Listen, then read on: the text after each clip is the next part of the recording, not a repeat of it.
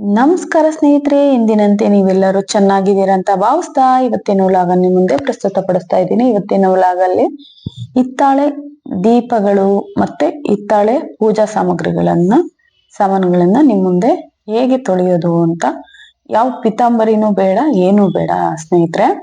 ಹುಣಸೆ ಹಣ್ಣನ್ನ ನಿಮ್ಗೆ ಎಷ್ಟು ಹಿತ್ತಾಳೆ ಸಾಮಾನುಗಳಿರುತ್ತೋ ಅಷ್ಟಕ್ಕೆ ಬೇಕಾಗೋಷ್ಟು ಹುಣಸೆ ಹಣ್ಣನ್ನ ತಗೊಂಡು ನೀರಲ್ಲಿ 10 ನಿಮಿಷ ನೆನೆ ಹಾಕ್ಬಿಟ್ಟು ಅದಕ್ಕೆ ಪುಡಿ ಉಪ್ಪು ಬರುತ್ತಲ್ವಾ, ಆ ಪುಡಿ ಉಪ್ಪನ್ನ ಸೇರಿಸಿ ಇದ್ರೆ ಸಾಕು. ಇದ್ರೆ ಮನೆಯಲ್ಲಿ ನಿಂಬೆಹಣ್ಣು, ನಿಂಬೆಹಣ್ಣು ಕಟ್ ಮಾಡಿ ಅದರ ರಸ ಕೂಡ ಅದಕ್ಕೆ ಹಾಕಿದ್ರೆ ಸಾಕು. ನೋಡಿ, ಇದು ತುಂಬಾ ಎಣ್ಣೆ ಹಿಡ್ದು ಸೈಡಿಗೆ ಸರಿಸಿಟ್ಬಿಟ್ಟಿದ್ರು, ಅದು ತೆಗ್ದು ಎಣ್ಣೆ ಎಲ್ಲ ತೆಗ್ದು ತಿರ್ಗಾ ನಾನು ರಂಗೋಲಿಯಿಂದನು ಅದನ್ನೆಲ್ಲ ಮಾಡಿ ಈಗ ಮತ್ತೆ ನಾನು ಹುಣಸೆ ಹಣ್ಣು ಮತ್ತು ಉಪ್ಪು ಮಾತ್ರ ತಗೊಂಡಿದ್ದೀನಿ, ನಿಂಬೆಹಣ್ಣು ಹಾಕಿಲ್ಲ. ಇದೇ ನಿಂಬೆಹಣ್ಣಿತ್ತು ಆದ್ರೂ ಬೇಡ ಅಂದ್ಬಿಟ್ಟು ಇದೇ ಬೇಕಾದಷ್ಟು. ಯಾವ ಪಿತಾಂಬರಿನೂ ಬೇಡ, ಏನು ಬೇಡ. ಪಿತಾಂಬರಿ ಹಾಕಿದಷ್ಟೇ ರಿಸಲ್ಟ್ ಕೊಡುತ್ತೆ ಸ್ನೇಹಿತರೆ ಇದು. ನಾನು ಈ ರೀತಿ ಮಾಡಿ 20 ನಿಮಿಷ ನೆನೆ ಹಾಕಿದ್ದೆ.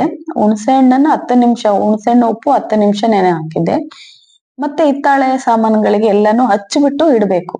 ಆ ಹುಣಸೆ ಹಣ್ಣಿಂದ ಏನು ನಾವು ರಸ ಮಾಡಿರ್ತೀವಲ್ಲ ಎಲ್ಲ ಹಚ್ಬಿಟ್ಟು ಇಟ್ಟು 20 ನಿಮಿಷ ಆದ ನಂತರ ನೀಟಾಗಿ ನೋಡಿ ಈ ತರ ಎಲ್ಲ ತೆಗ್ದಿ ತೊಳಿಬೇಕು. ಎಲ್ಲ ಒಂದು ನೀರು ತೊಳೆದಾದ ನಂತರ ಮತ್ತೆ ಇನ್ನೊಂದು ನೀರಲ್ಲಿ ನೀಟಾಗಿ ಮತ್ತೆ ತೊಳೆದು ನೀರಲ್ಲಿ ಸುಮ್ನೆ ಹಾಗೆ ಕೈಯಲ್ಲಿ ಮತ್ತೆ ಲಾಸ್ಟ್ ಅಲ್ಲಿ ಸೋಪ್ ಆಯಿಲ್ನ ಹಾಕಿ ನಾನು ಒಂದ್ಸಲ, ಯಾಕೆಂದ್ರೆ ಎಣ್ಣೆಲ್ಲ ಹಾಕೋದ್ರಿಂದ ಒಂಥರ ನಾವೇನೇ ಇದಾದ್ರೂ ಸ್ವಲ್ಪ ಕೈಯೆಲ್ಲ ಅಂಟಂಟು ಆ ತರ ಆಗುತ್ತೆ. ಅದನ್ನ ನೀಟಾಗಿ ಮೇಲೆ ಸೋಪ್ ಆಯಿಲಿಂದ ಸುಮ್ನೆ ಕೈಯಲ್ಲೇನೆ, ಬ್ರಷ್ ನಾರು ಏನು ಹಾಕೋದ್ ಬೇಡ, ನಾವ್ ಇದ್ ಮಾಡಿದ್ರೆ ಸಾಕು. ನೋಡಿ ಇದೆಲ್ಲ ನಾನು ತೊಳಿತಾ ಇದ್ದೀನಿ. ನಾವು ಯಾವುದೇ ರೀತಿ ದೀಪಗಳನ್ನ ನಾವು ಯೂಸ್ ಮಾಡಿಲ್ಲ ಹಾಗೆ ಇಟ್ರು ಕೂಡ ಅದ್ ಬಣ್ಣ ಸ್ವಲ್ಪ ಕಡಿಮೆ ಆಗ್ತಾ ಇರುತ್ತೆ.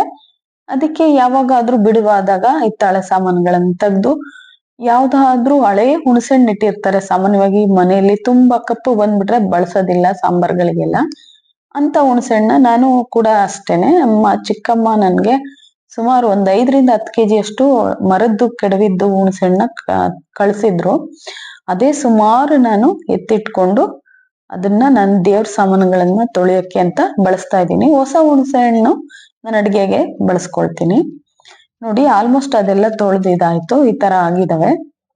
ಈಗ ತಿರ್ಗಾ ನಾನು ಸೋಪ್ ಆಯಿಲ್ ಅಲ್ಲಿ ಸ್ವಲ್ಪ ಕೈಗೆ ಹಾಕೊಂಡು ಎಲ್ಲ ಸವರ್ಬಿಟ್ಟು, ಅದ್ ಜಿಡ್ಡು ತರ ಇರಬಾರ್ದು, ನಾವು ಕೈಗೆ ಅಂಟುತ್ತೆ ನೋಡಿ ತೊಳೆಯುವಾಗ, ಆ ತರ ಅದು ಹಿತ್ತಾಳೆ ದೀಪಗಳ ಮೇಲೂ ಕೂಡ ಇರುತ್ತೆ. ಅದನ್ನ ಹಾಕೋದ್ರಿಂದ ಸ್ವಲ್ಪ ಜಿಡ್ಡಿನಂಶ ಮೇಲೇನಾದ್ರೂ ಇದ್ರೆ ಅದು ಕೂಡ ಹೋಗುತ್ತೆ. ನಾನು ಯಾವ ನಾರು ಏನು ಬಳಸಿಲ್ಲ, ಕೈಯಲ್ಲೇ ವಾಶ್ ಮಾಡಿರೋದು. ಎಷ್ಟು ಚೆನ್ನಾಗಿ ಬಂದಿದೆ ನೋಡಿ ಸ್ನೇಹಿತರೆ. ಬರೀ ಹಳೆ ಹುಣಸೆ ಹಣ್ಣು ಇದ್ರೆ ಸಾಕು, ಕಪ್ಪಾಗಿರೋಂತ ಹಳೆ ಹುಣಸೆ ಹಣ್ಣು ಸಾಮಾನ್ಯವಾಗಿ, ಯಾಕಂದ್ರೆ ತುಂಬಾ ಹುಳಿ ಅಂಶ ಜಾಸ್ತಿ ಇರುತ್ತೆ ಅಂದ್ಬಿಟ್ಟು ಮತ್ತೆ ಸಾಂಬಾರ್ ಕೂಡ ಕಪ್ಪಾಗ್ಬಿಡುತ್ತೆ ಅಂತ ಬಳಸಲ್ಲ. ಅಂತ ಹುಣಸೆ ಹಣ್ಣನ್ನ ನೀವು ಈ ತರ ದೇವ್ರ ಸಾಮಗ್ರಿಗಳನ್ನ ತೊಳೆಯಕ್ಕೆ ಇಟ್ಕೊಂಡ್ರೆ ತುಂಬಾ ಚೆನ್ನಾಗಿ ಯೂಸ್ ಆಗುತ್ತೆ. ಪಿತಾಂಬರಿನೂ ಬೇಡ, ಪಿತಾಂಬರಿಗಿನ್ನ ಹೆಚ್ಚಿಗೆ ಇದೆ ರಿಸಲ್ಟ್ ಕೊಡುತ್ತೆ. ಮತ್ತೆ ಸುಲಭವಾಗಿ ನಾವು ಜಾಸ್ತಿ ಶ್ರಮ ಹಾಕ್ಬೇಕಾಗಿಲ್ಲ. 10 ನಿಮಿಷ ಮಾತ್ರ ಹುಣಸೆ ಹಣ್ಣನ್ನ ಚೆನ್ನಾಗಿ ನೆನೆ ಹಾಕ್ಬಿಟ್ಟು ಅದಕ್ಕೆ ಸ್ವಲ್ಪ ಪುಡಿ ಉಪ್ಪು ಹಾಕ್ಬಿಟ್ರೆ ಸಾಕು ಸ್ನೇಹಿತರೆ. ಬೇಕಾದ್ರೆ ಸೋಡಾನು ಹಾಕೋಬಹುದು, ಅಡಿಗೆ ಸೋಡಾ ಬರುತ್ತಲ್ಲ, ಬೇಕಿಂಗ್ ಸೋಡಾ ಅಂತೀವಲ್ವಾ, ಅದನ್ನು ಬೇಕಾದ್ರೆ ಇದ್ರ ಮನೇಲಿ ಹಾಕೋಬಹುದು. ನಾನು ಯಾವ್ದು ಕೂಡ ಹಾಕಿಲ್ಲ ನೋಡಿ, ಯಾವ್ದು ಹಾಕ್ದಲೆ ಈ ರೀತಿ ಎಷ್ಟು ಚೆನ್ನಾಗಿ ಪಳಪಳ ಅಂತ ಹೊಳಿತಾ ಇದೆ. ರೆಗ್ಯುಲರ್ ಆಗಿ ವಾಶ್ ಮಾಡೋದು ಸಾಕು ಇಷ್ಟು. 10 ನಿಮಿಷ ಹುಣಸೆ ಹಣ್ಣು ಉಪ್ಪು ನೆನೆ ಹಾಕಿ 20 ನಿಮಿಷ ಆ ಹಿತ್ತಾಳೆ ಸಾಮಾನುಗಳಿಗೆಲ್ಲ ಹಚ್ಚಿಟ್ಬಿಟ್ರೆ ಆಮೇಲೆ ಕೈಯಲ್ಲೇ ಬೇಕಾದ್ರೆ ತೊಳೆದ್ರೆ ಎಲ್ಲ ಹೋಗ್ಬಿಡುತ್ತೆ ಸ್ನೇಹಿತರೆ. ನೋಡಿ ಇವಾಗ ನಾನು ಎಲ್ಲ ದೀಪಗಳನ್ನ ಸೆಟ್ ಮಾಡಿ ಇಡ್ತಾ ಇದ್ದೀನಿ. ಇವತ್ತಂತೂ ನನ್ಗೆ ತುಂಬಾ ಕೆಲಸ ಹಿಡಿತು ಸ್ನೇಹಿತರೆ. ದೇವರ ಸಾಮಾನಿಂದ ಹಿಡಿದು ಪಾತ್ರೆಗಳು ಒಂದ್ ರಾಶಿ ಎಲ್ಲ ತೊಳೆದಾಯ್ತು. ಈಗ ಒಂದ್ ರಾಶಿ ಬಟ್ಟೆನೂ ತೊಳೆದಾಗಿದೆ.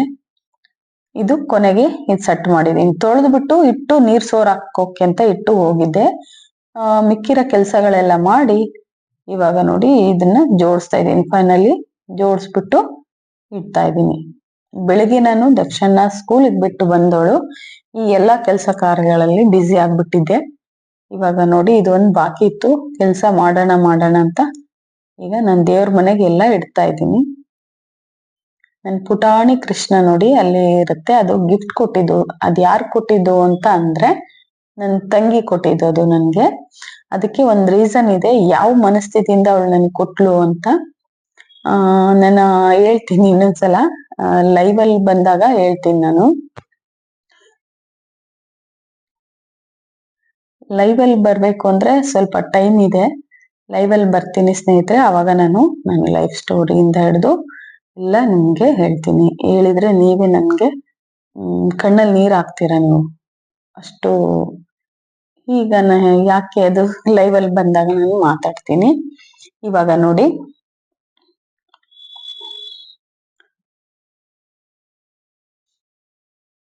ಇಷ್ಟೆಲ್ಲ ಆಗಿದೆ, ಎತ್ತಿ ಜೋಡಿಸಿ ಇಡ್ತಾ ಇದ್ದೀನಿ. ಇದು ವರಮಹಾಲಕ್ಷ್ಮಿ ಪೂಜೆಗೆ ನನ್ ತುಂಬಾ ಅಂದ್ರೆ ತುಂಬಾ, ಫಸ್ಟ್ ಟೈಮ್ ನಾನು ಪೂಜೆ ಮಾಡಿದಾಗ ಸಿಂಪಲ್ ಆಗಿ ಒಂದು ಕಳಶ, ತೆಂಗಿನಕಾಯಿ, 2 ದೀಪ, ಸಿಂಪಲ್ ಆಗಿ ಲೈಟಿಂಗು, ಚಿಕ್ಕ ಚಿಕ್ಕ ಲೈಟ್ ಬರುತ್ತಲ್ಲ ಆ ಲೈಟ್, ಫೋಟೋಗಳು, ಮಾಮೂಲಿ ವಿಗ್ರಹಗಳು ಏನಿತ್ತು ಅದೇ ಸಿಂಪಲ್ ಆಗಿ ಇತ್ತು. ಅಲ್ಲಿಂದ ಸ್ಟಾರ್ಟ್ ಮಾಡಿದ್ದು.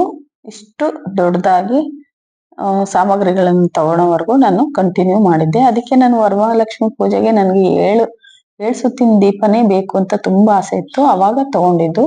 ಸುಮಾರು ಹಿತ್ತಾಳೆ ಸಾಮಗ್ರಿಗಳು ಎಲ್ಲಾ ಸೇರಿ ಒಂದು 16,000 ರೂಪಾಯಿ ಅಮೌಂಟ್ ನ ಕೊಟ್ಟು 20,000 ತಗೊಂಡೋಗಿದೆ ಮಾರ್ಕೆಟ್ಗೆ.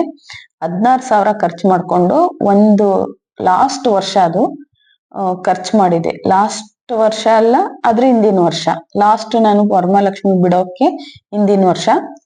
ಲಾಸ್ಟ್ ನನ್ನ ಮಗಳು ಹೊಟ್ಟೆಲಿ ಇದ್ಲು, ವರಮಹಾಲಕ್ಷ್ಮಿ ಪೂಜೆ ಲಾಸ್ಟ್ ಇಯರ್ ಬಿಡುವಾಗ, ಅದು ಹೊಟ್ಟೆಲಿ ಪ್ರೆಗ್ನೆಂಟ್ ಇದ್ರುನು ಪೂಜೆ ಮಾಡಿ ಲಾಸ್ಟ್ ವರ್ಷ ಬಿಟ್ಟಿದ್ದು. ಆ ನಂತರ ನನ್ನ ಮಗಳು ಹುಟ್ಟಿದ್ದು ಸ್ನೇಹಿತರೆ. ನೋಡಿ ಎಷ್ಟ್ ಚೆನ್ನಾಗಿ ಕಾಣಿಸ್ತಾ ಇದೆ. ಪಿತಾಂಬರಿ ಬೈ ಚಾನ್ಸ್ ಒಂದೊಂದ್ಸಲ ಕೆಲವರು ಸಾಮಾನ್ಯ ಪಿತಾಂಬರಿಲೇ ಬಳಸ್ತೀರಾ, ಅದು ಇಲ್ಲ ಅಥವಾ ಖಾಲಿ ಆಗಿದೆ ತರಕ್ಕಾಗಲ್ಲ, ಟೈಮ್ ಇಲ್ಲ ಅಂದಾಗ ಈ ತರ ಮಾಡ್ಕೊಳ್ಳಿ, ತುಂಬಾ ಚೆನ್ನಾಗಿ ಅವಳಿಗೆ ಬರುತ್ತೆ. ಮತ್ತೆ ಪುಟಾಣಿ ದೀಪಗಳು, ಬೆಳ್ಳಿ ದೀಪಗಳು ಕೂಡ ಇದೆ.